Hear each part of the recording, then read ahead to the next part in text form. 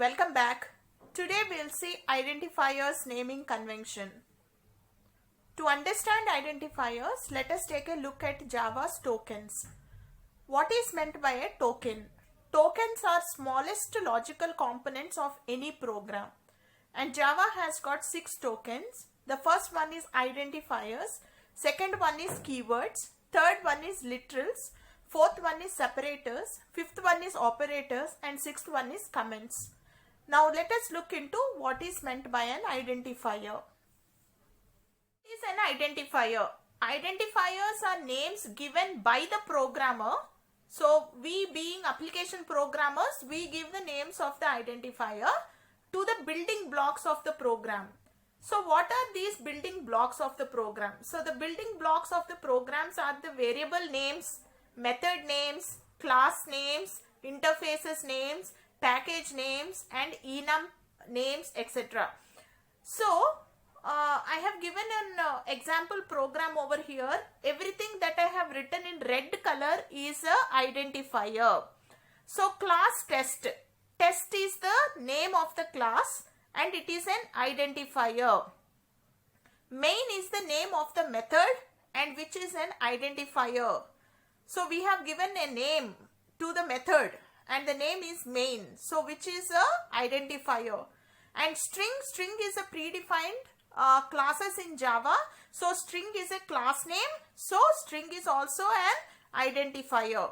Args is an array.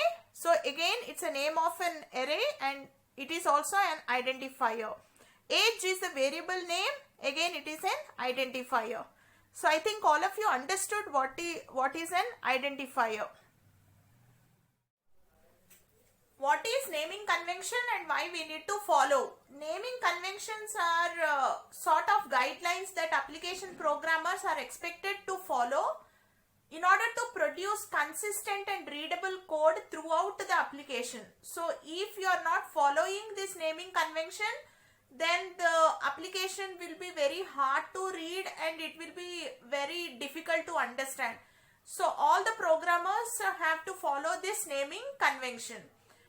So to get into how a variable name should be and class name should be, let us just understand one of the naming notation which is called as Camel Case. So in Camel Case there are two types. One is the upper Camel Case and the other one is the lower Camel Case. Upper Camel Case is also called as Pascal Case, and as I have given an example over here which is employee details, where the first letter E is capital letter and first word's first letter is capital letter and the second word's first letter is capital, and there are no white spaces in between. So such type of naming where if there are more than one words in any of the names like class names or interface names, etc., then the first word of every word, first letter of every word will be in capital. So that is called as upper Camel Case. So like I have given employee details where there are two words, employee and details, and the first letter of these two words are capitals. Such kind of notation is called as upper Camel Case. So please remember this because I am going to use the word upper Camel Case in defining like what should be the name of the classes and all that. Next is the lower Camel Case. So wherein in the lower Camel Case there are again two words. The first one is employee and the other one is ID. So the first word's first letter will be in lower case. Everything will be in lower case, but subsequent words first letter will be uppercase. This is the case if there are more than one words. If there is simply one word, then all the letters in the word will be in lower case. If it is in the upper Camel Case, if there is only one word, then the first letter of the first word, the word will be in capital letters. So this is regarding upper Camel Case and lower Camel Case. Okay friends, so these are the rules that any programmer should follow while naming an identifier. So these are the must rules that everybody should follow, whoever is a programmer. So the first rule is that the identifier should begin with a letter. Say it can be from lowercase a to z or uppercase a to z or a dollar or an underscore. Other than this, it should not start with any other letter. The second point that I have written is first letter of an identifier cannot be a digit. Why I wrote that is because this is the common mistake that programmers make. So that's the reason why I have written that first letter of an identifier cannot be a digit. It can start with a letter either lowercase a to z or uppercase a to z, or it can start with a dollar and an underscore. Now coming to the dollar and underscore, they are discouraged. I mean, you can use them, it is legal, but it is a good practice that you don't use them. So underscore, you can use it, you can use till J2SE 8, but since J2SE 9, underscore has become a keyword. So you should be very careful while using it, because you cannot use a keyword for an identifier. So here I have listed out certain legal identifiers. Age is a legal identifier because it's starting with the letter A. Then dollar value is also a legal identifier because it can start with a dollar, and underscore value is also valid, and agent is also valid because capital A also can be there. But some of the illegal identifiers are like your identifiers cannot start with an ampersand, or it cannot start with a hyphen, or it cannot start with the digits. So this you have to keep in mind, because your program will not compile at all. And the next rule is that there should not be any white spaces in your identifiers. So take care that there should not be any identifiers. If you have more than one word, you can make them as lower camel case, or you can put underscores in between them to make it more readable, but you cannot include white spaces. And the next rule that you should follow is that keywords cannot be used as identifiers. So we already have seen what are the keywords, and those keywords cannot be used as identifiers. And next is identifiers are case sensitive. So age that I have written on the left side is different from age that I have written on the right side, because I already told you this when I discussed about keywords, because this will be converted into numerical and those will not match, and your Java is case sensitive and it will think that age is this left side age is different from the right side age. So you should be always careful while writing identifiers, and these are must rules that you should follow. And now I'll discuss about some of the good practices that you should follow while naming your variables, classes, interfaces, etc. Okay, so now I'll tell you some good programming practices. So for naming a variable, so what are certain good practices that you should follow? So there are different kinds of variables like instance variables, static variables, method parameter variables, and then finite variables and so on. So if you want to name a variable, the variable length is unlimited sequence of letters and numbers. So there is no limit on how much long your variable name should be. And you should always try to use full words to name a variable instead of a single letter.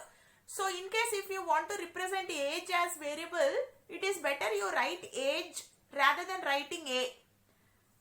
It is not a mistake if you write a. I want to repeat it again. It is not a mistake if you write a. Your program will happily compile. But I am talking about best practices.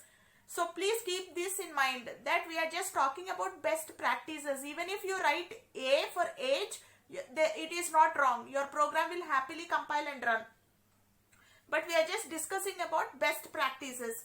So for age, it is better you write age, and for weight, it is better you write weight rather than writing W, because it will make your program difficult to understand. So if you are writing the words which it represent, then the code will be intuitive and it will be readable, rather than using abbreviated versions like A, W, H and all that. And generally for naming a variable, it is a good practice that you pick the lower camel case. For naming the final variables, it is good that you write everything in uppercase. Even if you write it in lowercase, nothing will happen. Your program will run. but we are talking about good practices so that your program will be readable and easy to understand.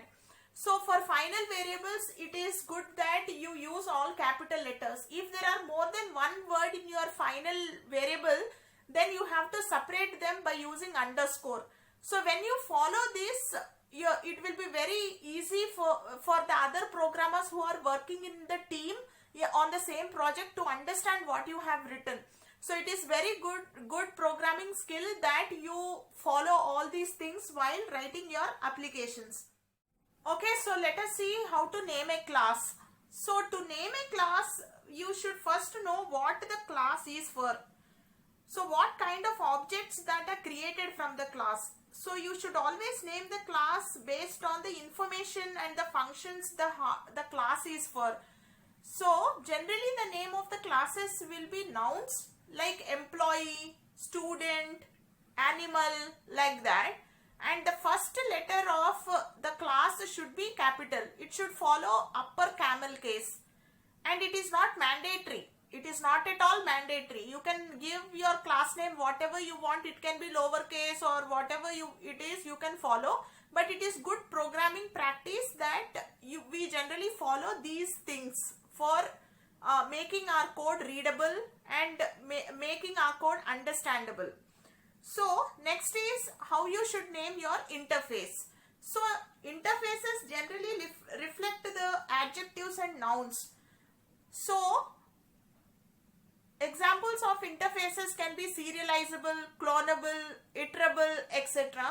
And again, interfaces also should follow upper camel case. Again, it is not mandatory to follow this, but to be good programmers, you have to follow this.